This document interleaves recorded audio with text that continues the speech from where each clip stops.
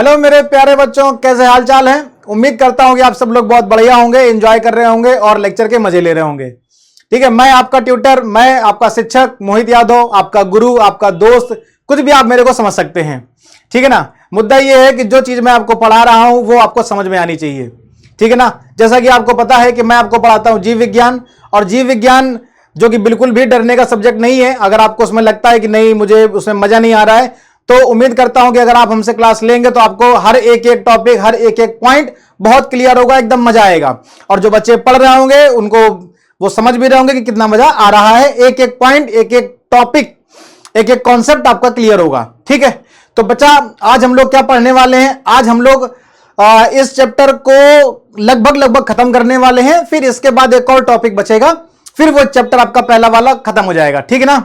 तो सभी लोग बहुत खुश हो रहे होंगे, यार चैप्टर खत्म होने वाला है, चलो कम से कम एटलीस्ट खत्म तो हुआ चैप्टर, है ना भाई। चलो कोई नहीं, तो आज हम लोग शुरू करते हैं और आज हम लोग देखते हैं कि हम लोग जिस चैप्टर को पढ़ रहे हैं, कोशिका जीवन की इकाई, इसमें जितने भी महत्वपूर्ण कॉन्सेप्ट थे उसमें से लगभग हम लोगों ने 90% भाग को खत्म कर लिया है, कवर कर लिया है। ठीक है, अब जो 10% बचा हुआ है उसको आने वाले इस लेक्चर को और आने वाले अगले लेक्चर में, मतलब 2 लेक्चर में वो भी खत्म हो जाएगा। ठीक है, तो बेटा आज हम लोगों को क्या पढ़ना है।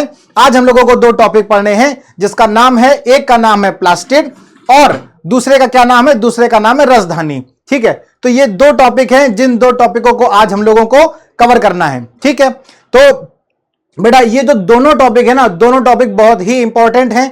ठीक है ना।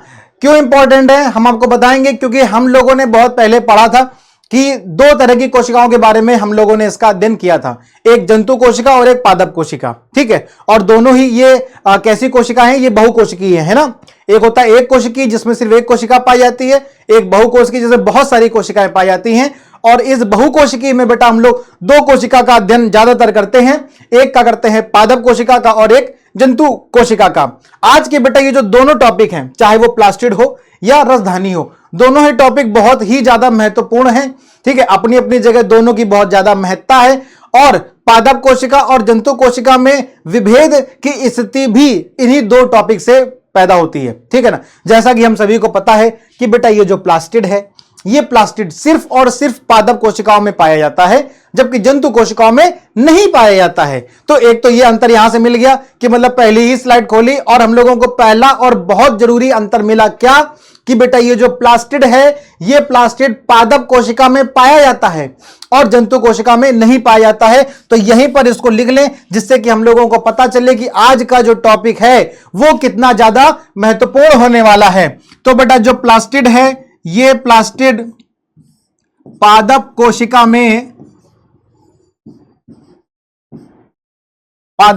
में पाया जाता है, मतलब टिक हो गया। ठीक है, जबकि ये जंतु कोशिका की अगर हम बात करते हैं, ये कहां गायब हो गया भाई। अगर हम लोग जंतु कोशिका की बात करेंगे तो बेटा जंतु कोशिका में ये प्लास्टिड नहीं पाया जाता है, जंतु कोशिका में यह प्लास्टिड नहीं पाया जाता है, पादप कोशिका में पाया जाता है। ठीक है, तो इसलिए भी यह टॉपिक महत्वपूर्ण है। अगर हम लोग बेटा बात करेंगे इस दूसरे टॉपिक की, जिसका नाम है रसधानी, क्या नाम है, रसधानी, इसकी अगर बात करेंगे तो यह तो पादप कोशिका में भी पाया जाता है और जंतु कोशिका में भी पाया जाता है। ऐसा मत सोचिएगा कि नहीं प्लास्टिड की तरह रसधानी भी हो गई, कि जैसे प्लास्टिड में था वही रसधानी में, ना, थोड़ा सा अंतर है यहां पर, क्योंकि ये दूसरा कोशिकांग है, ये दूसरा कोशिकांग है। ठीक, तो अगर हम लोग रसधानी की बात करेंगे तो देखेंगे कि रसधानी जो है वो पाई तो दोनों में जाती है, लेकिन फिर भी अंतर है। क्या अंतर है, एक छोटा सा अंतर अभी मैं आपको बताता हूं। ये जो रसधानी है ये पादप कोशिका में बहुत बड़ी होती है अपने आकार में।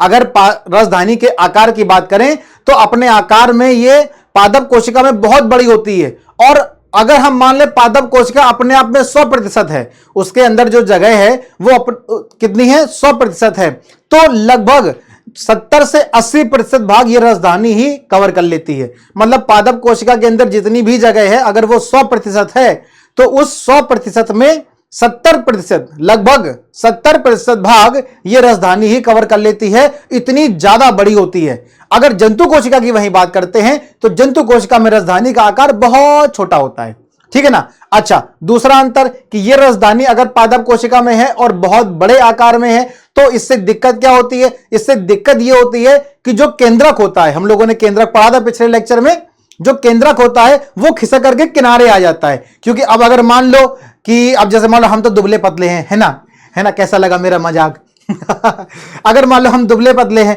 तो बेचारा दुबला पतला आदमी तो कहीं भी किनारे होकर के बैठ जाएगा, है ना। अगर मान लो उसको कहीं जाना है और अगर उसको टेम्पो करनी पड़ी तो टेम्पो में क्या करेगा, वो तो जाएगा जाकर भैया बैठा लो, हाँ हाँ बढ़िया बढ़िया, दुबला पतला सा आदमी है, उसको बेचारे सब लोग दबा देंगे, तो कहां खिसक जाएगा, किनारे खिसक जाएगा। अगर वही आदमी मोटा हो, तगड़ा आदमी हो, तो उसको पहली बात तो कौन बैठा लेगा नहीं, कोई बैठा लेगा उसको नहीं, बैठा, अरे नहीं है भैया उसको नहीं बैठा लेंगे वरना हम ही दब जाएंगे। और अगर भाई साहब वो बैठ गया, अगर वो बैठ गया तगड़ा आदमी, तो क्या करेगा, दो लोगों की जगह अकेले खा जाएगा। तो बस वही काम करता है रसधानी पादप कोशिका में। ये एकदम बढ़िया मोटा तगड़ा मजबूत है। और जैसे ही ये प्लांट कोशिका में गया तो क्या हुआ, प्लांट कोशिका मतलब पादप कोशिका में सभी कोशिकाओं को किनारे किनारे ढकेल दिया गया, हटो यहां पे सिर्फ हम बैठेंगे और कोई नहीं बैठ सकता है ना। जैसे तगड़े आदमी अगर बैठ गए तो सब बेचारे जितने भी कोशिकांग होते हैं, चाहे वो माइटोकॉन्ड्रिया हो, चाहे फिर वो हरित लवक हो, ठीक है, फिर चाहे वो गोल्जी काय हो, चाहे वो केंद्रक हो, कोई भी हो, लाइसोसोम हो, तारक काय हो, राइबोसोम तो वैसे भी छोटे होते हैं, तो वो बेचारे और किनारे दब जाते हैं। ये सब किनारे दब जाएंगे क्यों, क्योंकि रसधानी एकदम मोटा तगड़ा होता है, खाते पीते घर का है। किसमें, पादप कोशिका में। वहीं जंतु कोशिका की बात करेंगे तो जंतु कोशिका में रसधानी कैसा है, बहुत छोटा सा है, दुबला पतला बेचारा, तो उसको वो लोग वहां किनारे दबा देते हैं और केंद्रक बीच में आ जाता है। तो ये एक बहुत बड़ा अंतर है, ठीक है। इसको बहुत अच्छे से चित्र के माध्यम से हम लोग आगे पढ़ेंगे। तो चलिए शुरुआत करते हैं। अभी के इतनी बातचीत से हम लोगों ने यह समझा कि भाई साहब ये दो टॉपिक बहुत ही ज्यादा इंपॉर्टेंट हैं, है ना, महत्वपूर्ण है, और इनको हमको पढ़ना है बहुत अच्छे से, एकदम ध्यान से, मजे से। तो चलिए भाई शुरू करते हैं। तो पहला टॉपिक हम लोगों को क्या शुरू करना है, प्लास्टिड। अगर हम प्लास्टिड की बात करें तो सबसे पहला पॉइंट हमने इसमें आपको बताया, जो सबसे पहला पॉइंट हमने आपको बताया वो क्या बताया कि जो प्लास्टिड है ना, ये प्लास्टिड पादप कोशिका में पाया जाता है, पादप कोशिका में पाया जाता है, जबकि जंतु कोशिका में नहीं पाया जाता है।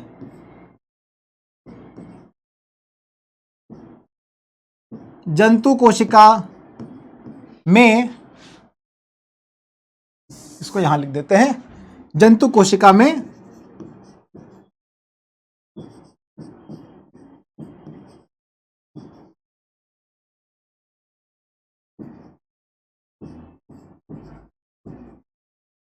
जंतु कोशिका में अनुपस्थित होता है और पादप कोशिका में पाया जाता है, मतलब उपस्थित होता है, ठीक है। तो पादप कोशिका में उपस्थित है, जंतु कोशिका में उपस्थित नहीं होता है। कैसा होता है, अनुपस्थित होता है, ठीक है। चलो अगर दूसरी बात करते हैं तो ये जो बेटा प्लास्टिड है, ये जो प्लास्टिड है ये दो भागों में विभाजित होता है।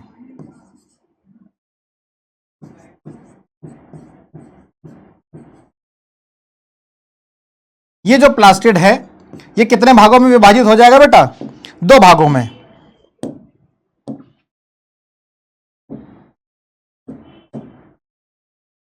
एक ये हो गया और दूसरा इधर हो गया, ठीक। तो प्लास्टिड को जो हम दो भागों में विभाजित करेंगे तो हम क्या देखेंगे कि पहला कौन सा होता है, पहला होता है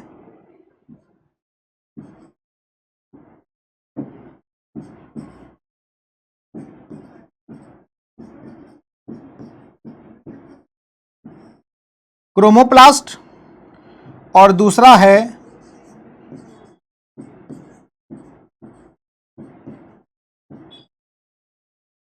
ल्यूकोप्लास्ट। अब ये क्या हो गया भाई, ये क्रोमोप्लास्ट क्या है, ये ल्यूकोप्लास्ट क्या है, क्या है भाई ये बवाल।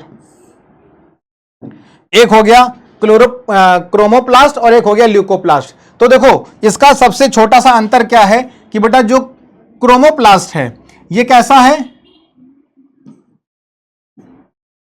इसमें बहुत सारे रंग पाए जाते हैं,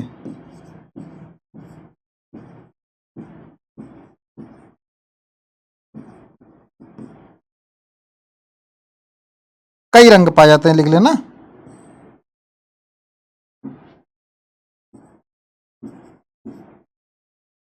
कई रंग पाए जाते हैं, जबकि जो ल्यूकोप्लास्ट है इसमें रंग नहीं पाए जाते हैं। तो जब इसमें रंग नहीं होगा तो ये कैसा हो गया, ये रंगहीन हो गया। ल्यूकोप्लास्ट कैसा हो गया, रंगहीन हो गया। और जो क्रोमोप्लास्ट है इसमें बेटा कई रंग पाए जाते हैं। अब कई रंग का मतलब क्या है, कई रंग का मतलब यह है कि इसमें बहुत सारे पीला रंग भी होगा, हरा रंग भी होगा, नीला रंग भी होगा, कई रंग होंगे। लेकिन अगर मान लो क्रोमोप्लास्ट में, अगर मान लो क्रोमोप्लास्ट हरे रंग का है, किस रंग का है, अगर ये हरे रंग का है, ठीक है, तो फिर ये क्या हो जाएगा, अगर ये हरे रंग का हो गया तो हम लोग इसको बोलेंगे क्लोरोप्लास्ट।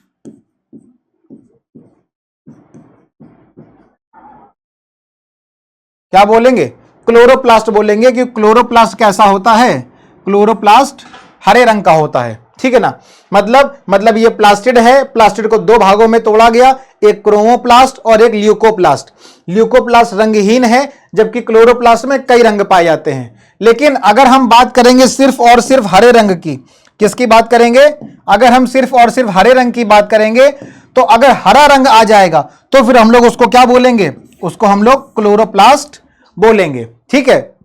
तो क्रोमोप्लास्ट का ही एक भाग है जिसको क्या बोला गया है, जिसको क्लोरोप्लास्ट बोला गया है, ठीक है। अब ये क्लोरोप्लास्ट क्या है, तो इसकी चर्चा हम लोग बहुत अच्छे से करेंगे, बहुत जरूरी, बहुत ही अलग से पढ़ेंगे, कहने का मतलब इसको, क्यों, क्योंकि क्लोरोप्लास्ट जरूरी है ना। तो बहुत ही डिटेल में इसकी चर्चा करने वाले हैं, ठीक। तो देखो इतना समझ में आ गया कि जो प्लास्टिड है, रिवीजन कर लेते हैं। जो प्लास्टिड है, ये प्लास्टिड बेटा पादप कोशिका में पाया जाता है, मतलब पादप कोशिका में उपस्थित होता है। जबकि जंतु कोशिका की बात करेंगे तो जंतु कोशिका में बेटा ये कैसा है, जंतु कोशिका में कैसा है, अनुपस्थित है, ठीक है। वही अगर हम प्लास्टिड को तोड़ेंगे, टुकड़ों में बांटेंगे, तो हमको पता चलेगा कि प्लास्टिड को दो भागों में विभाजित किया जा सकता है। इसके दो अलग अलग प्रकार होते हैं, प्लास्टिड के दो अलग अलग प्रकार होते हैं। पहला प्रकार होता है क्रोमोप्लास्ट, दूसरा होता है ल्यूकोप्लास्ट। ल्यूकोप्लास्ट में कोई भी रंग नहीं होता है, इसलिए इसको रंगहीन कहा जाता है।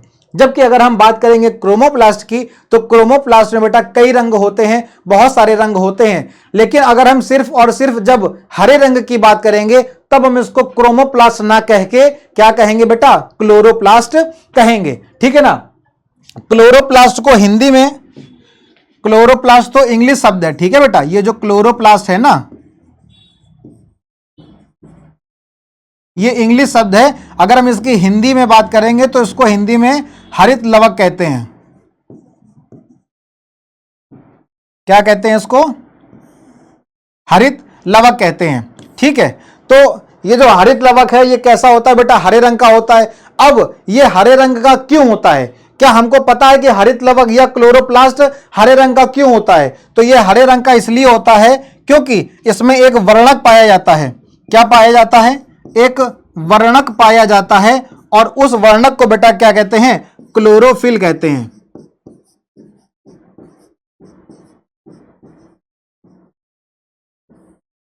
क्या कहते हैं, क्लोरोफिल कहते हैं। तो क्लोरोफिल ये क्या है, ये एक वर्णक है, ठीक है। क्लोरोफिल वर्णक जो है कहां पाया जाता है, हरित लवक में पाया जाता है, जिसकी वजह से ये किस रंग का हो जाता है बेटा, हरे रंग का हो जाता है, ठीक है। तो चलो देखो उसको,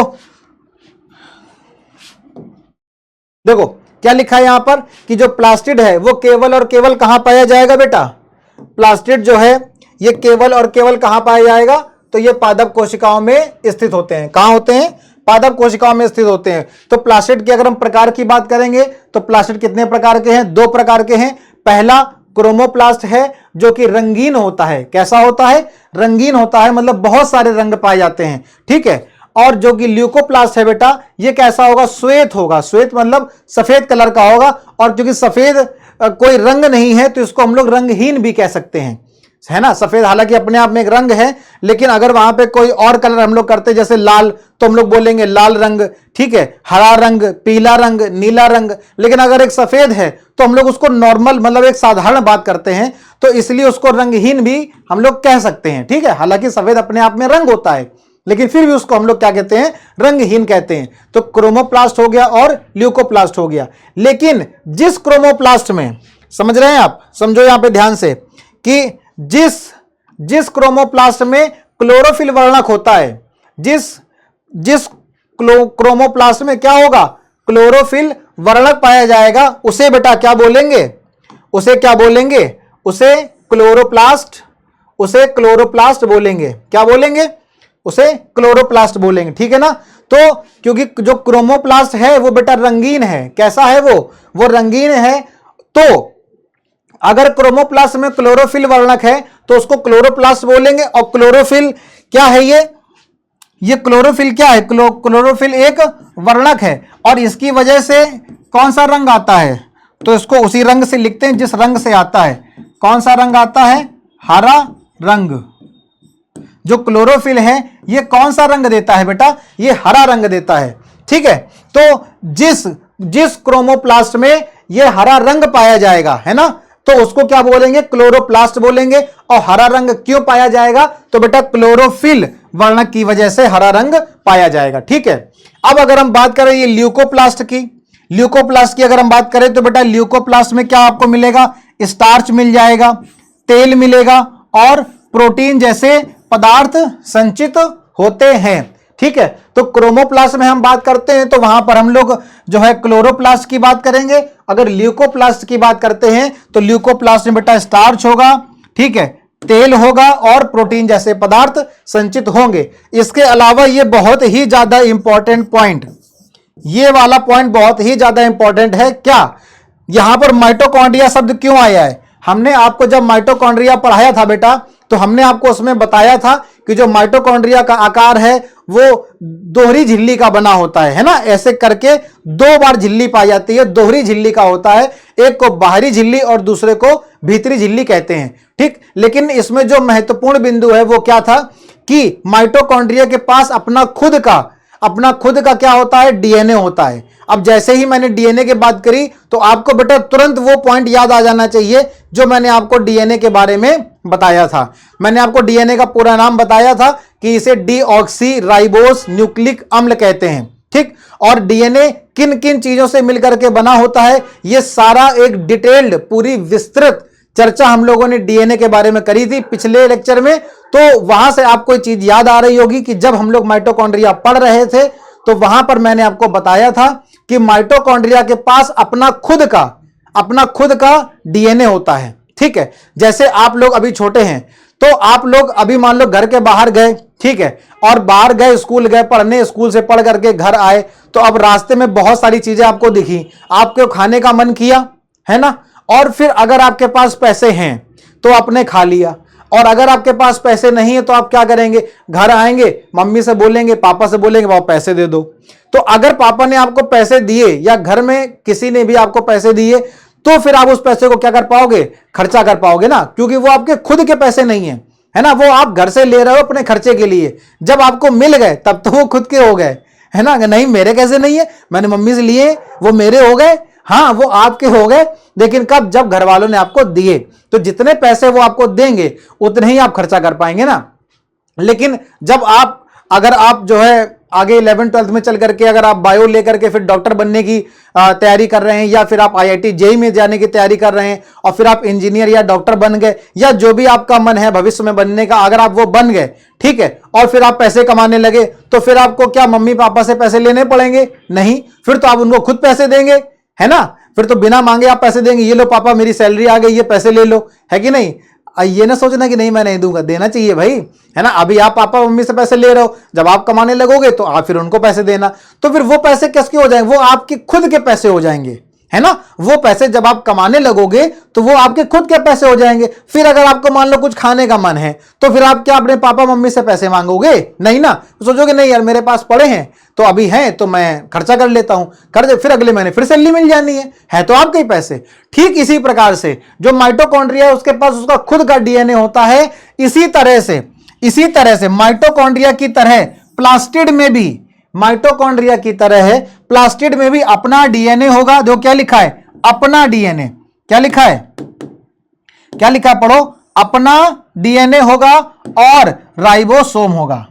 इनके पास इनका खुद का, प्लास्टिड के पास, प्लास्टिड में भी अपना खुद का डीएनए है और अपना खुद का राइबोसोम है। उसको किसी दूसरे से डीएनए लेने की जरूरत नहीं है ना। अब वो कमाने लगा है ना, प्लास्टिड कमाने लगा है ना, तो उसके पास अपना डीएनए है और अपना राइबोसोम है। जिस प्रकार से माइटोकॉन्ड्रिया के पास अपना खुद का डीएनए होता है और अपना खुद का राइबोसोम होता है, ठीक है। तो उसी तरह से प्लास्टिड के पास भी अपना डीएनए और अपना राइबोसोम होता है। और ये बेटा बहुत ही ज्यादा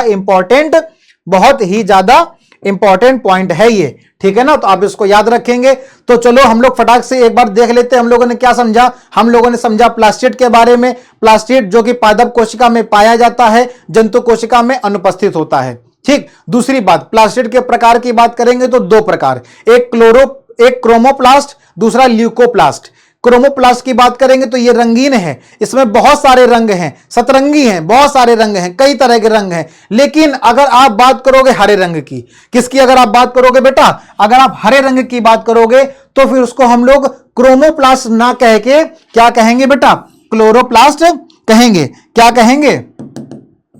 क्या कहेंगे हम लोग उसको क्लोरोप्लास्ट कहेंगे। कब? जब उसमें आ जाएगा हरा रंग की वजह हम बात करेंगे। और ये हरा रंग बेटा क्यों होता है? ये हरा रंग होता है एक वर्णक की वजह से। उस वर्णक को हम लोग क्लोरोफिल के नाम से जानते हैं। किस नाम से जानते हैं? क्लोरोफिल के नाम से जानते हैं, ठीक है। अच्छा, दूसरी बात, अगर हम ल्यूकोप्लास्ट की बात करेंगे तो ल्यूकोप्लास्ट में बेटा स्टार्च मिल जाएगा, तेल मिल जाएगा और प्रोटीन, ये सारे पदार्थ उसमें संचित होते हैं, मतलब ल्यूकोप्लास्ट में पाए जाते हैं। और जो तीसरा बहुत ही ज्यादा महत्वपूर्ण पॉइंट है, वो महत्वपूर्ण बिंदु क्या है कि ठीक माइटोकॉन्ड्रिया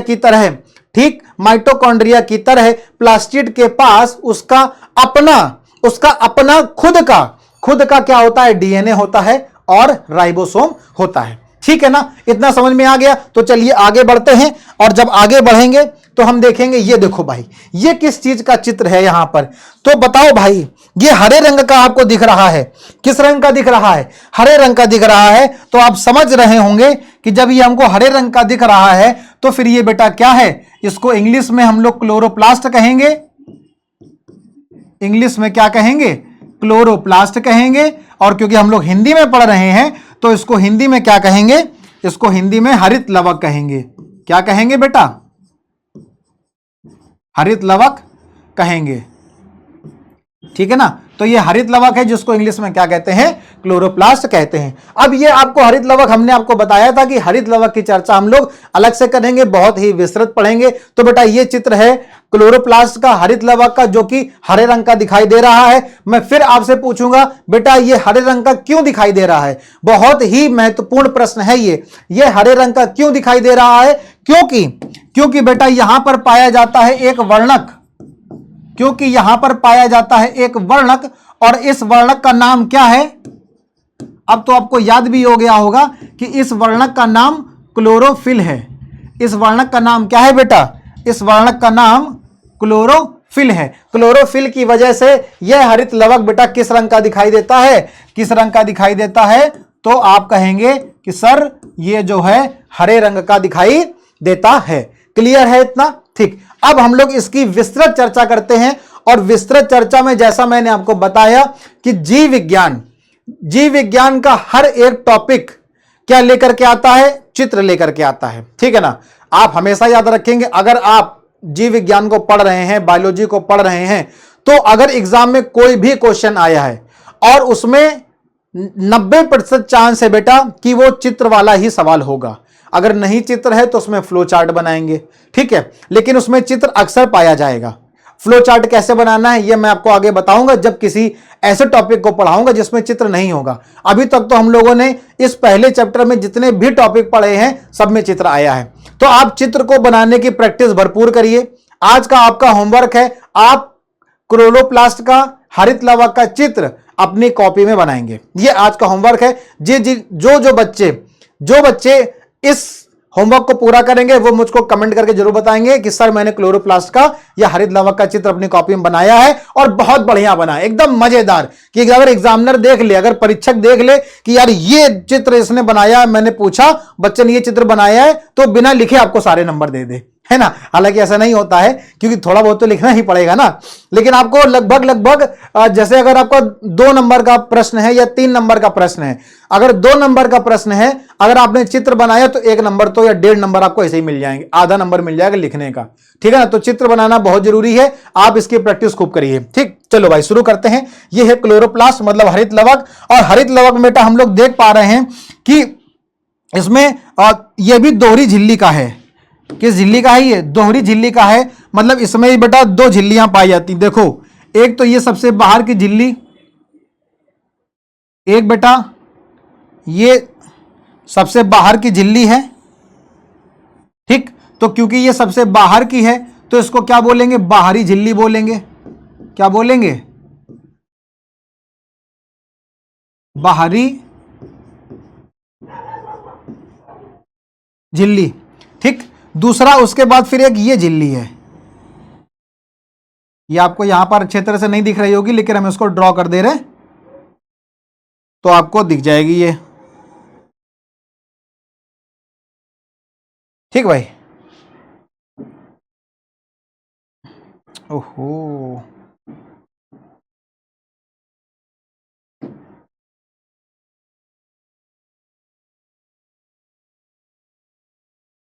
तो ये कौन सी झिल्ली हो गई? ये हो गई बेटा भीतरी झिल्ली, मतलब ये भी दोहरी झिल्ली का बना है। किसका बना है? दोहरी झिल्ली का बना हुआ है। एक हो गई बाहरी झिल्ली,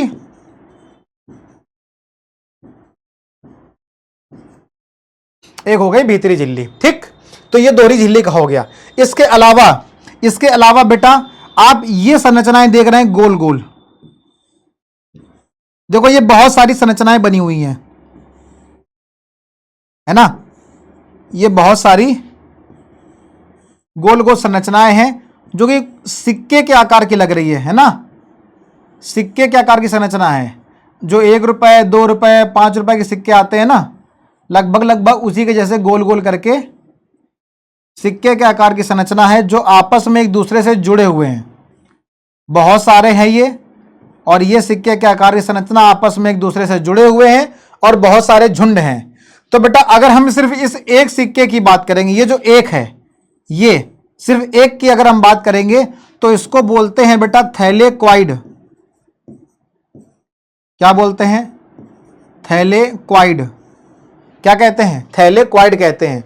और इसी तरह से ये जो सिक्के हैं, ये एक एक करके एक दूसरे जुड़ करके क्या बना रहे हैं? पूरा का पूरा एक गुच्छा बना ले रहे हैं। जैसे ये देखो 1 2 3 4, यहां पर 4 सिक्के एक साथ जुड़े हैं। 1 2 3 4 5, यहां पर 5 सिक्के एक साथ जुड़े हुए हैं। तो एक सिक्के को बेटा बोलते हैं थैलेक्वाइड। एक सिक्के को क्या बोलते हैं? थैलेक्वाइड। और जब ये एक एक करके 4 या 5 सिक्कों का झुंड बना लेंगे, तब इसको बेटा बोलेंगे ग्रेनम। तब इसको क्या बोलेंगे? ग्रेनम कहेंगे। ठीक है, जब हम एक सिक्के की बात करेंगे, जो कॉइन लाइक स्ट्रक्चर है, सिक्के के आकार की संरचना है, जब एक सिक्के की बात करेंगे तो उसको थैलेक्वाइड बोलेंगे। और ये थैलेक्वाइड जब एक एक करके झुंड बना लेंगे, 4 से 5 सिक्कों का झुंड बना लेंगे, तो उस पूरे के पूरे झुंड को बेटा क्या बोलेंगे? ग्रेनम बोलेंगे। क्या बोलेंगे? ग्रेनम बोलेंगे। ठीक है, और ये जो झुंड है ना, ये आपस में बेटा एक दूसरे से जुड़े होते हैं। ये एक नलिका के माध्यम से, देखो ये एक नलिका के माध्यम से एक दूसरे से क्या है? जुड़े हुए हैं। इस नलिका को क्या कहते हैं? ये जो नलिका है जिसके माध्यम से ये एक दूसरे से जुड़े हुए हैं, इस नलिका को क्या बोलेंगे? इसको बोलेंगे पट्टिका।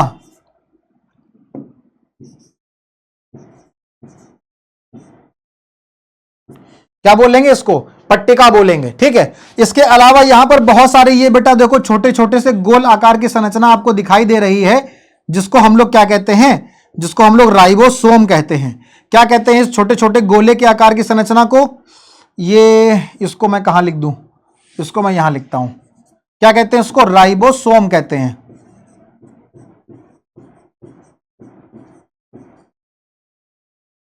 ठीक है, क्योंकि आपने पढ़ा था कि प्लास्टिड में उसका अपना खुद का डीएनए और राइबोसोम होता है। तो यहां पर राइबोसोम भी मिल गया, ठीक है, इसमें अपना डीएनए भी है। तो और ये सारी की जारी आप देख रहे हैं, अगर आप थैलेकॉइड की बात करो या जो गुच्छे के आकार की संरचना बन रही है ग्रेनम, या जो ग्रेनम एक दूसरे से जुड़े हैं उसको बोलेंगे पट्टिका, और इसके अंदर जो छोटे छोटे कण के आकार की संरचना राइबोसोम, ये सारी की सारी चीजें कहां होती हैं, ये इसके अंदर एक खाली स्थान है, उसी खाली स्थान में ये सब क्या है, उसी में तैर रहे हैं। तो ये जो खाली स्थान है इसके अंदर, इस खाली स्थान को क्या बोलेंगे, इस खाली स्थान को क्या बोलेंगे, इसको बोलेंगे स्ट्रोमा। इसको क्या बोलेंगे, स्ट्रोमा बोलेंगे। क्या बोलेंगे, इसको स्ट्रोमा कहेंगे, ठीक है। तो ये बाहरी झिल्ली और फिर भीतरी झिल्ली, देखो देखो रिवीजन करवा रहे हैं, ये पूरा का पूरा बेटा चित्र है किसका, हरित लवक का, जिसको अंग्रेजी में क्या कहते हैं, क्लोरोप्लास्ट कहते हैं। ये हरित लवक बेटा हरे रंग का होता है। हरित लवक किस रंग का होता है, हरे रंग का होता है। और हरे रंग का क्यों होता है, एक वर्णक की वजह से होता है। उस वर्णक को बेटा क्या कहते हैं, उस वर्णक को क्लोरोफिल कहते हैं, ठीक। अगर हम इसके चित्र की बात करेंगे तो इसके चित्र में दोहरी झिल्ली का होता है, बाहरी झिल्ली और भीतरी झिल्ली। भीतरी झिल्ली के अंदर बहुत सारा खाली स्थान होता है, उस खाली स्थान को बेटा स्ट्रोमा कहते हैं। इसी स्ट्रोमा के अंदर बहुत सारी चीजें पाई जाती हैं, जैसे कि अगर सिक्के के आकार की संरचना की बात करेंगे तो उसको थैलेकॉइड कहते हैं, और ये सिक्के एक दूसरे से गुच्छा बना लेते हैं, झुंड बना लेते हैं, उस झुंड को बेटा क्या कहते हैं, ग्रेनम कहते हैं। इसके अलावा ये जो ग्रेनम है, ये 1 2 3 4 5 6 7, यहां पर 7 दिखाई दे रहे हैं, बहुत सारे इसी तरह से होते हैं। तो ये बेटा सब एक ग्रेनम दूसरे ग्रेनम से आपस में जुड़ा होता है। जैसे मान लो ये है, अब इसके एक ग्रेनम ये है और दूसरा ग्रेनम ये है, तो ये दोनों ग्रेनम इसके माध्यम से क्या है, आपस में जुड़े हुए हैं। तो इसको क्या बोलेंगे, इसको बोलेंगे पट्टिका, ठीक है। और इसमें खुद के छोटे छोटे से क्या होते हैं, राइबोसोम पाए जाते हैं। तो इस तरह से बेटा ये किसका चित्र है, ये हरित लवक का चित्र है, जो कि बहुत ही ज्यादा जरूरी है, बहुत ही महत्वपूर्ण है। और मैंने आपको बताया कि चाहे प्लास्टिड हो या फिर ये हरित लवक हो, ये किसमें पाया जाता है, सिर्फ और सिर्फ पादप कोशिकाओं में पाया जाता है, जंतु कोशिकाओं में नहीं पाया जाता है, जंतु कोशिकाओं में अनुपस्थित होता है। तो ये एक पादप कोशिका और जंतु कोशिका का अंतर भी इसके माध्यम से हम लोग कर सकते हैं, ठीक है। चलिए देखिए क्या लिखा हुआ है, जो क्लोरोप्लास्ट है, क्लोरोप्लास्ट मतलब हिंदी में क्या बोलेंगे, हरित लवक। इसकी भीतरी संरचना में बहुत सी झिल्ली वाली परतें होती हैं, जो स्ट्रोमा में, किसमें, स्ट्रोमा में स्थित होती है। स्ट्रोमा क्या है बेटा, ये खाली जगह है। स्ट्रोमा क्या है, ये खाली स्थान है। स्ट्रोमा क्या है, खाली स्थान है, ठीक है। प्लास्टिड का बाह्य रचना में माइटोकॉन्ड्रिया की तरह ही होती है, मतलब ये लगभग किस तरह से दिख रहा है आपको, ये माइटोकॉन्ड्रिया की तरह दिख रहा है, लेकिन अंदर से नहीं, अंदर से नहीं, कैसे, बाहर से। जैसे हम और आप एक दूसरे को, या हम लोग अपने दोस्तों को, जिनको नहीं जानते हैं तो वो दोस्त नहीं हो, मान लो जैसे किसी भी व्यक्ति को अगर आप पहले देख रहे हो, है ना, मान लो आप रास्ते में जा रहे हो और आपको बहुत से लोग दिख रहे हैं, तो आप उनको कहां से देखोगे, बाहर से ही देखोगे ना, या उनका नेचर जान जाओगे आपकी, नहीं इसके अंदर का नेचर कैसा है ना, इस व्यक्ति का नेचर बढ़िया है या मेरे जैसा इसका नेचर नहीं है, पहले जान जाओगे क्या, नहीं। वो जब हम उससे बात करेंगे, फिर उसके दोस्त बनेंगे, तब धीरे धीरे हम उसके बारे में जानेंगे, मतलब उसके अंदर की चीजें जानेंगे कि उसके मन में क्या चल रहा है। लेकिन सबसे पहले क्या, उसको हम बाहर से देखते हैं, ठीक है, उसको बाहर से जानते हैं। जैसे मेरा नाम मोहित है, तो आप हमको बाहर से तो देख के बुला रहे हो मोहित, है ना, लेकिन अब मोहित कैसा है, मोहित कैसे नेचर का है, उसका नेचर कैसा है, आपके दोस्त का नेचर कैसा है, वो कब पता चलेगा, जब आप उससे फ्रेंडशिप करोगे, दोस्त बनोगे, फिर घुलोगे मिलोगे, खेलोगे उसके साथ, तब आप उसके बारे में जानोगे। ठीक इसी तरह से ये जो क्लोरोप्लास्ट है, हरित लवक, ये दिखने में माइटोकॉन्ड्रिया की तरह है। दिखने में कैसा है, क्योंकि माइटोकॉन्ड्रिया भी दोहरी झिल्ली का था, एक बाहरी झिल्ली और फिर एक भीतरी झिल्ली, लेकिन उसके अंदर की चीजें अलग थी, इसके अंदर की चीजें अलग हैं, है ना। मैंने आपको माइटोकॉन्ड्रिया पढ़ाया है, तो आप पहले माइटोकॉन्ड्रिया पढ़ो, अगर पढ़ लिया है तो उसको फिर से रिवाइज करो, ठीक है। उसको देखो कि माइटोकॉन्ड्रिया में मैंने क्या क्या चीजें पढ़ी थी और फिर वो हरित लवक से किस तरह से अलग है, ठीक है। चलिए तो आगे बढ़ते हैं, तो देखते हैं बेटा पौधों में जो क्लोरोप्लास्ट है, मतलब कि जो हरित लवक है, वो बेटा प्रकाश संश्लेषण के लिए आवश्यक है। ठीक, किसके लिए आवश्यक है, प्रकाश संश्लेषण के लिए आवश्यक है। क्लोरोप्लास्ट में क्लोरोफिल के अतिरिक्त विभिन्न पीले तथा नारंगी रंग के वर्णक भी पाए जाते हैं। तो मैंने आपको बताया ही था कि बहुत सारे रंग पाए जाते हैं, पीला भी हो सकता है, नारंगी भी हो सकता है, नीला भी हो सकता है, कई सारे रंग हो सकते हैं, है ना। काला नहीं हो सकता है, ठीक है ना, वो काला हो जाएगा ना तो उसको ब्लैक ब्यूटी बोलेंगे, तो काला नहीं होगा। अब आप ये सोच रहे होंगे कि सर ये प्रकाश संश्लेषण क्या होता है। ये आपने यहां पर ये लिख दिया कि पौधों में जो क्लोरोप्लास्ट है, क्लोरोप्लास्ट यहां पर हिंदी में क्यों नहीं लिखा मैंने, इसको हम लोग क्या कहते हैं, हरित लवक कहते हैं। क्लोरोप्लास्ट को हिंदी में क्या कहते हैं, कितना क्लोरोप्लास्ट को हिंदी में क्या कहते हैं,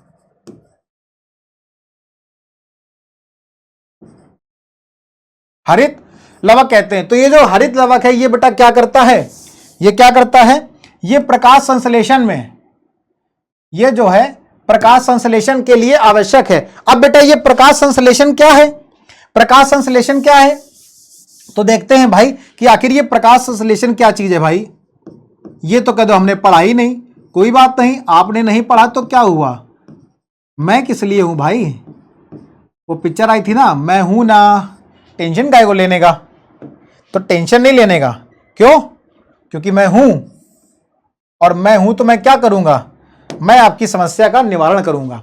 कैसे निवारण करूंगा, मैं आपको बताऊंगा कि प्रकाश संश्लेषण क्या होता है। ठीक है, तो पौधों में प्रकाश संश्लेषण, पौधों में जो क्लोरोप्लास्ट है, हरित लवक है, वो प्रकाश संश्लेषण के लिए आवश्यक है।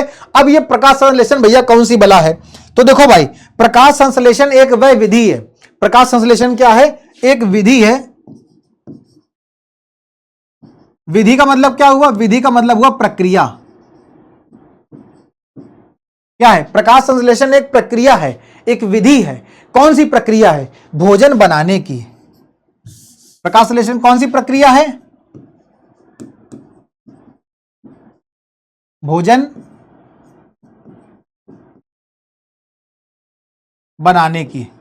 तो प्रकाश संश्लेषण एक विधि है, एक प्रक्रिया है। किस चीज की प्रक्रिया है बेटा, तो ये भोजन को बनाने की प्रक्रिया है। तो क्या भोजन हम लोग प्रकाश संश्लेषण की प्रक्रिया के माध्यम से बना सकते हैं, नहीं, कभी कहना भी नहीं, वरना बहुत मारे जाओगे। ये क्या लिखा है, ये क्या लिखा है, पौधों में। तो प्रकाश संश्लेषण में जो भोजन बनाने की प्रक्रिया है वो हम लोगों की नहीं है, वो किसकी है बेटा, वो पौधों की है।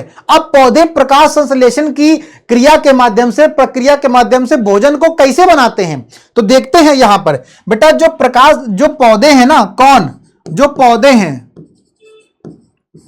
ठीक, पौधे क्या करते हैं, पौधे वातावरण में पाई जाने वाली कार्बन डाइऑक्साइड, कार्बन डाइऑक्साइड को क्या लिखते हैं, CO2, वातावरण में पाई जाने वाली कार्बन डाइऑक्साइड को ले लेते हैं और मिट्टी से, जड़ों की सहायता से क्या ले लेते हैं, पानी, पानी को लिखते हैं H2O, वाटर।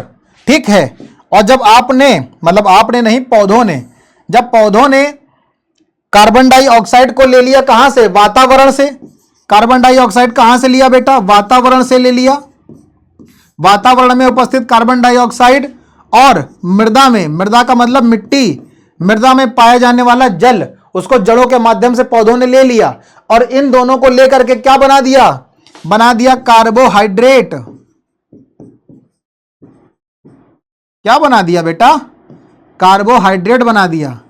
अब बोलोगे सर ये कार्बोहाइड्रेट क्या है, फिर एक नई चीज बता दी हमको।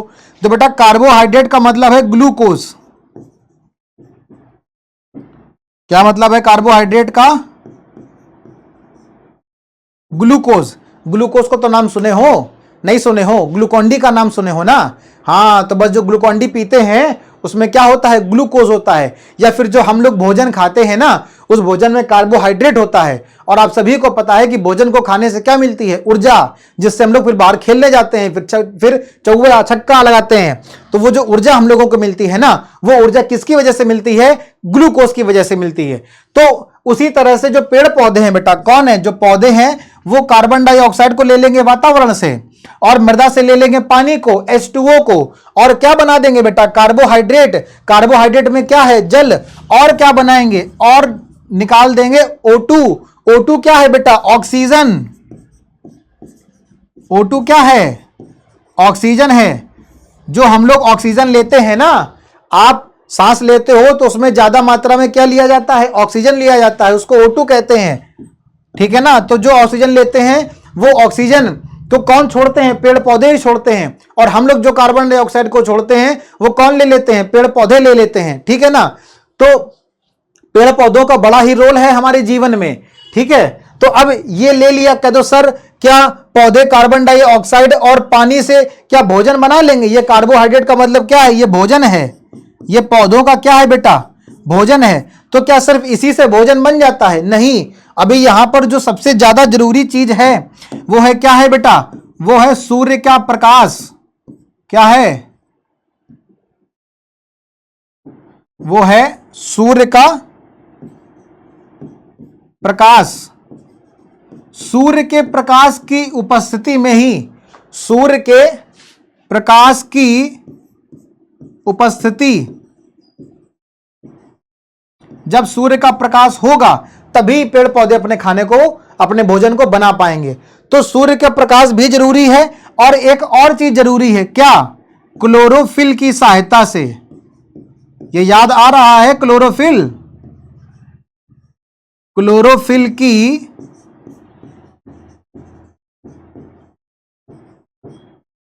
सहायता, क्लोरोफिल की सहायता से सूर्य के प्रकाश की उपस्थिति में क्या करते हैं? अपने भोजन को बनाते हैं। ठीक है ना? सूर्य के प्रकाश की सहायता से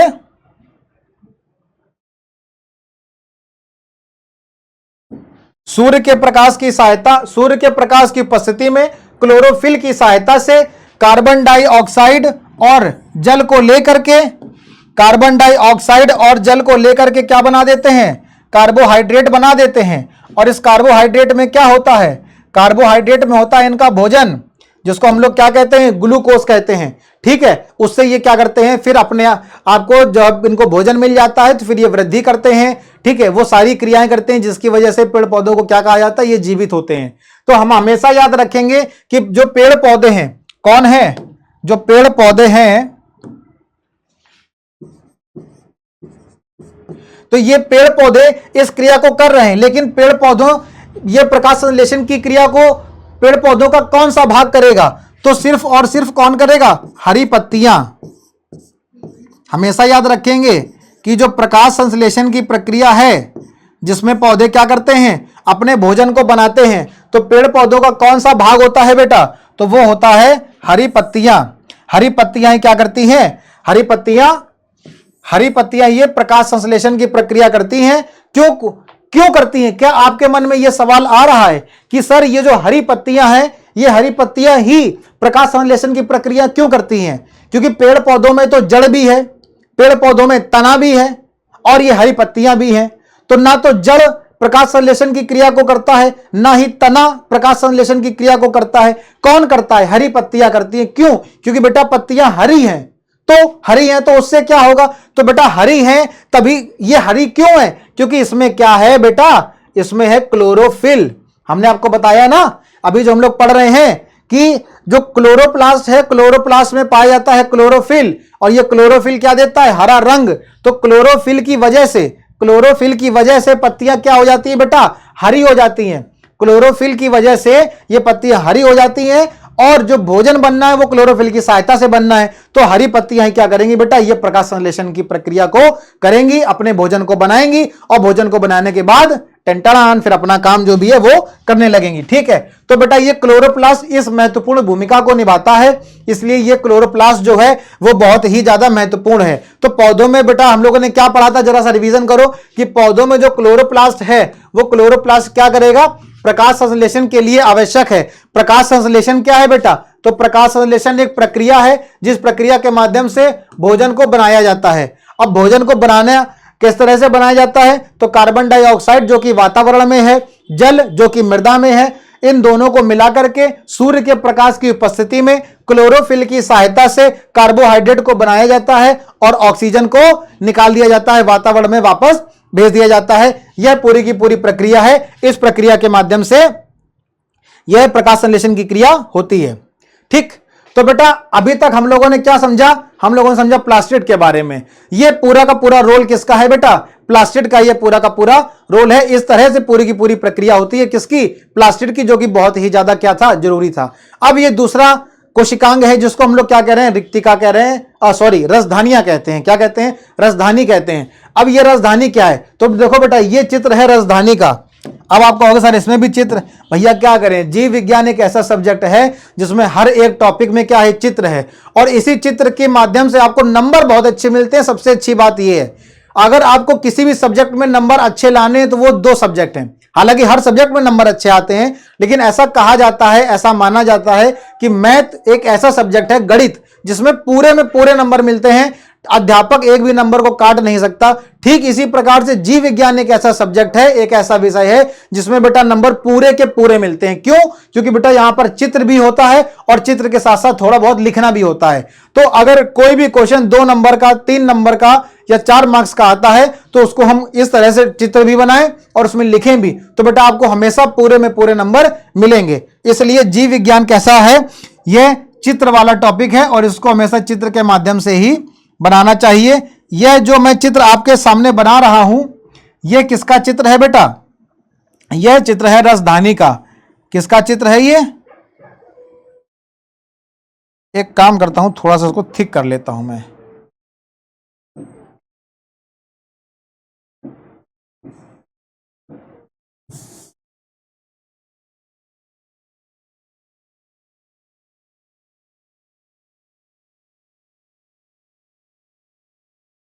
तो ये इस तरह से बेटा रिक्तिका का चित्र है, राजधानी का क्या है, ये चित्र है। ठीक है,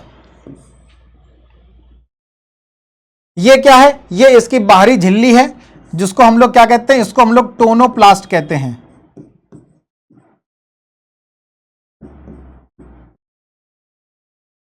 ये क्या है? इसकी सबसे बाहरी झिल्ली है, जिसको हम लोग टोनोप्लास्ट कहते हैं। तो ये बाहरी झिल्ली है जिसको हम लोग क्या कहते हैं? टोनोप्लास्ट कहते हैं। और इसके बाद अगर हम लोग बात करेंगे तो यहां टोनोप्लास्ट के अलावा हमको क्या दिख रहा है? इसको मैं दूसरे कलर से बनाता हूं, ये दिख रहा है ना? हाँ, ये आप लोगों को जो सफेद सफेद खाली स्थान दिख रहा है, इसको क्या कहते हैं बेटा? इसको रिक्तिका कहते हैं।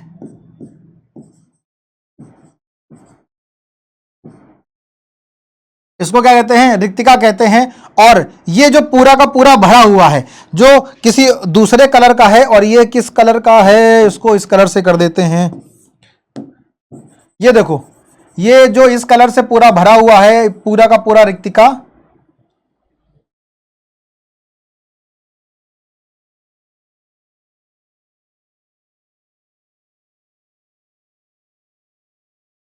ये देख रहे हो?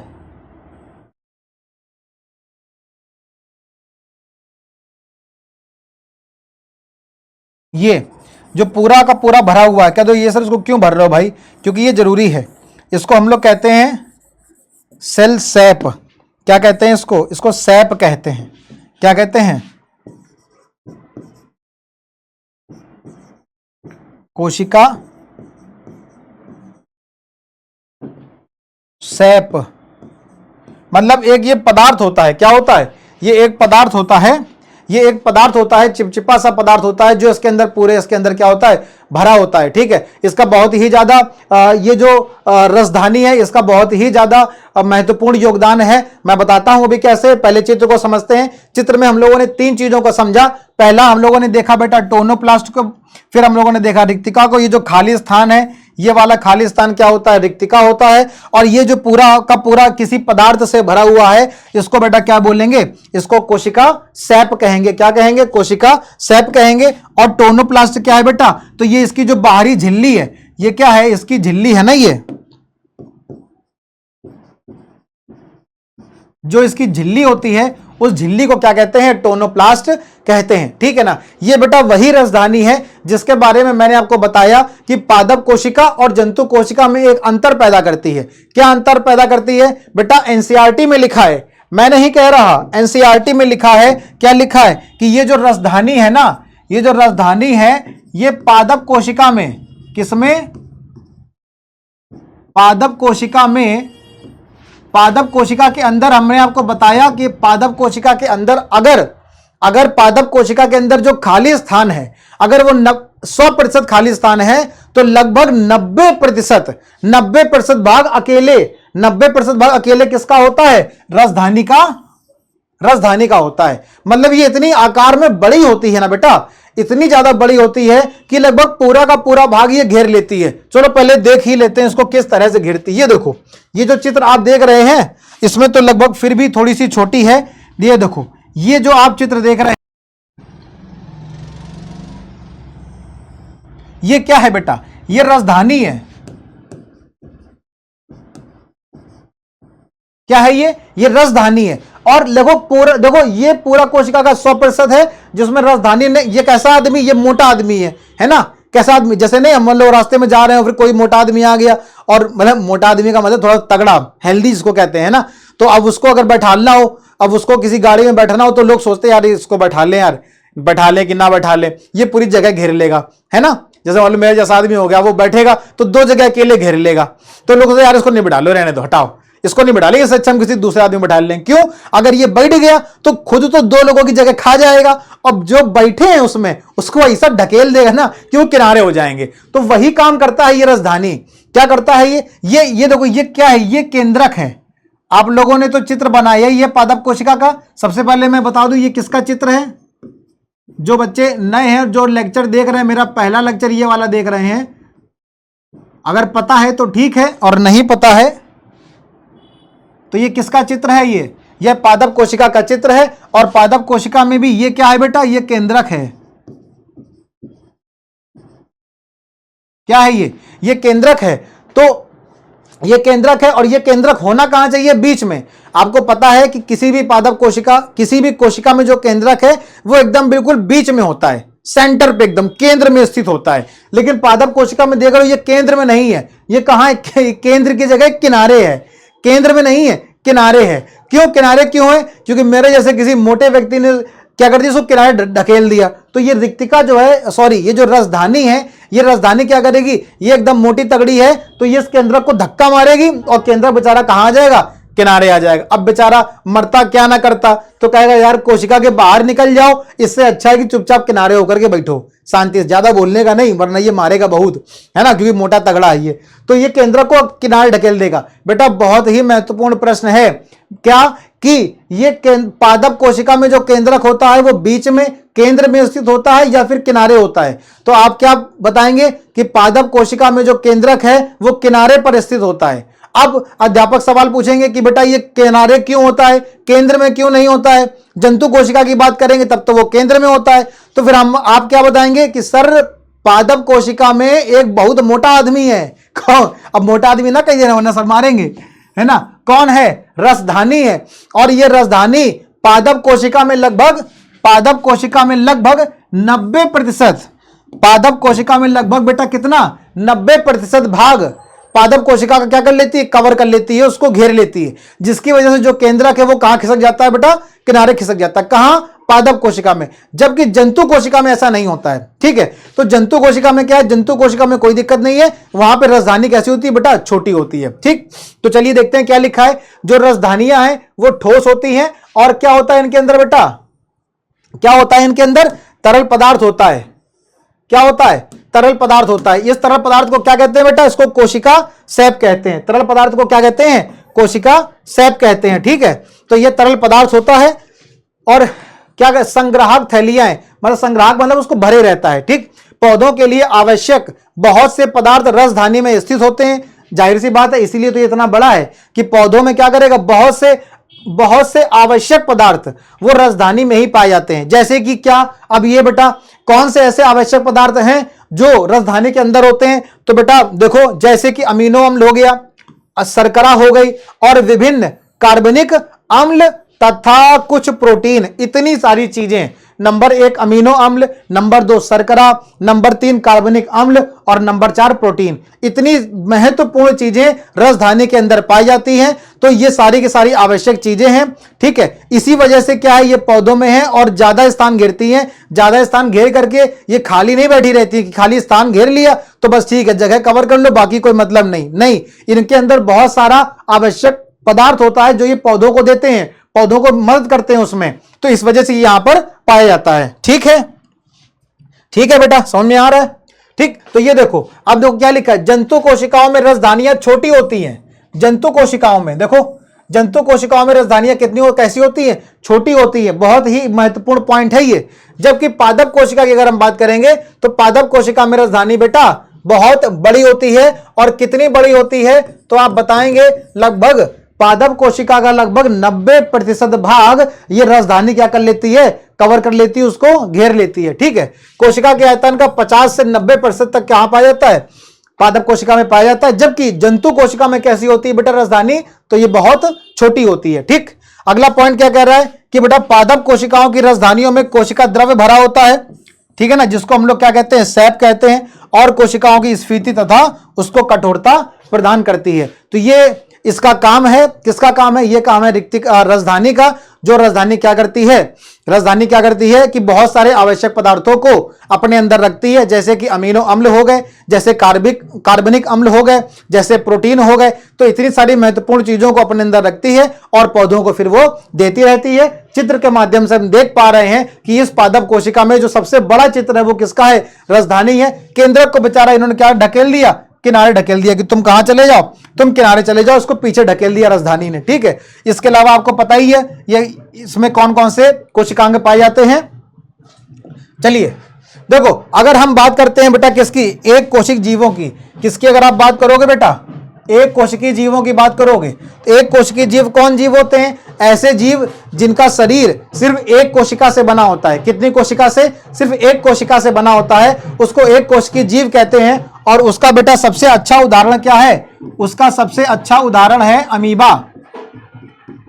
ठीक है, अमीबा कैसा है बेटा, अमीबा एक कोशिकीय जीव है। अमीबा और पैरामीशियम ये दोनों ही कैसे एक कोशिकीय जीव हैं। लेकिन हम यहां पर अमीबा का चित्र क्यों लेकर के आए हैं, क्योंकि यहां पर हम लोग पढ़ रहे हैं राजधानी के बारे में। तो ये क्या है, ये राजधानी है, क्या है ये राजधानी है। ठीक है, ये देखो कितनी बड़ी है। तो ये कहां पाई जाती है, अमीबा में भी राजधानी पाई जाती है। देखो एक कोशिकीय जीव जैसे कि अमीबा, एक कोशिकीय जीव जैसे अमीबा में क्या मिलेगा आपको, खाद्य राजधानी मिलेगी। क्या मिलेगा आपको, खाद्य राजधानी। तो ये कौन सी राजधानी है, ये कौन सी राजधानी है बेटा, ये खाद्य राजधानी है। कैसी राजधानी, खाद्य का मतलब इसमें भोज्य पदार्थ पाए जाएंगे, खाने पीने की चीजें। खाद्य का मतलब खाने पीने की चीजें, मतलब इसमें भोज्य पदार्थ पाए जाएंगे। ठीक है, इसके अलावा और इसमें क्या होता है, वे उनके द्वारा उपयोग में लाए जाने वाले क्या होते हैं बेटा, खाद्य पदार्थ होते हैं। क्या होते हैं, खाद्य पदार्थ होते हैं। तो ये जो राजधानी है ये क्या करती है, ये खाद्य पदार्थों को एकत्रित करती है। ठीक है, जबकि और भी कुछ जीव हैं, और भी कुछ जीव होते हैं, जैसे कि और भी कुछ एक कोशिकीय जीव हैं जिसमें कुछ विशिष्ट राजधानियां पाई जाती हैं, जैसे कि वो जल को एकत्र करती हैं या फिर कुछ अपशिष्ट पदार्थों को भी एकत्रित करती हैं और शरीर से बाहर निकालने में महत्वपूर्ण भूमिकाएं निभाती हैं। तो इस तरह से बेटा ये किसका काम है, राजधानी का काम है। जिसमें हम अमीबा में बात करेंगे तो अमीबा में खाद्य रिक्तिका भी पाई जाती है। इसके अलावा कॉन्ट्रैक्टाइल वैक्यूल पाई जाती है, मतलब जल रिक्तिका भी पाई जाती है, जो क्या करती है पैरामीशियम में कॉन्ट्रैक्टाइल वैक्यूल पाई जाती है, मतलब कि वो पानी के संतुलन को और आयंस के संतुलन को बनाए रखने का काम करती है। ठीक है, तो ये बेटा किसका काम है, ये राजधानी का काम है, जो कि बहुत ही ज्यादा क्या है, महत्वपूर्ण है। ठीक है, तो बेटा आज हम लोगों ने दो टॉपिक को कवर किया, और ये अंतिम तो नहीं कह सकते हैं, लेकिन अंतिम के पहले वाले टॉपिक हैं। इसके अलावा जितने भी टॉपिक हैं इस चैप्टर में वो हम लोगों ने सारे के सारे पढ़ लिए। फिर वो चाहे केंद्रक के बारे में हो, चाहे माइटोकॉन्ड्रिया के बारे में हो, मतलब सूत्र कणिका के बारे में हो, तो जितने भी इस चैप्टर में आने वाले टॉपिक है हम लोगों ने सभी कवर कर लिए। आज हम लोगों ने जो दो टॉपिक पढ़े हैं वो प्लास्टिड और राजधानी पढ़ा है। इसके बाद एक और टॉपिक आपका बाकी है, वो उस चैप्टर का अंतिम टॉपिक है जिसका नाम है कोशिका विभाजन। बहुत ही महत्वपूर्ण है, बहुत ही इंपॉर्टेंट है। कोशिका विभाजन को हम लोग अगले लेक्चर में खत्म करेंगे और उसके साथ ही इस चैप्टर की समाप्ति हो जाएगी। ठीक है, तो आप सभी मुझको बताइए कि क्या आपको सारी की सारी चीजें समझ में आ रही हैं। अगर आपको सारी चीजें समझ में आ रही हैं तो इस वीडियो को अपने दोस्तों को भी शेयर करिए, जो आपके साथ पढ़ रहे हैं, आपके कलीग्स हैं, आपके दोस्त यार हैं, उनको भी शेयर करिए, जिससे वो भी इस चीज का लाभ उठा पाए। और अगर आपको कोई दिक्कत आ रही है तो आप मुझको जरूर मैसेज करिए कि सर मुझे ऐसी दिक्कत है, मुझे इस टॉपिक में ये दिक्कत आ रही है, मुझे ऐसी चीजें हैं, ये मुझे नहीं समझ में आ रहा है, मुझे ऐसा समझ में नहीं आ रहा है। तो उसको मैं अगले लेक्चर में लेकर के आऊंगा और आपकी जो भी परेशानियां हैं, आपके जो भी डाउट हैं, उसको हम यहां पर आकर के क्लियर करेंगे। ठीक है, तो इस वीडियो को अगर आपको अच्छा लग रहा है तो आप जरूर अपने दोस्तों को शेयर करें। ठीक है, सभी को दें, जिससे वो भी इस चीज का लाभ उठा पाए, और हमें कमेंट करके जरूर बताएं कि आपको यह लेक्चर कैसा लग रहा है। धन्यवाद।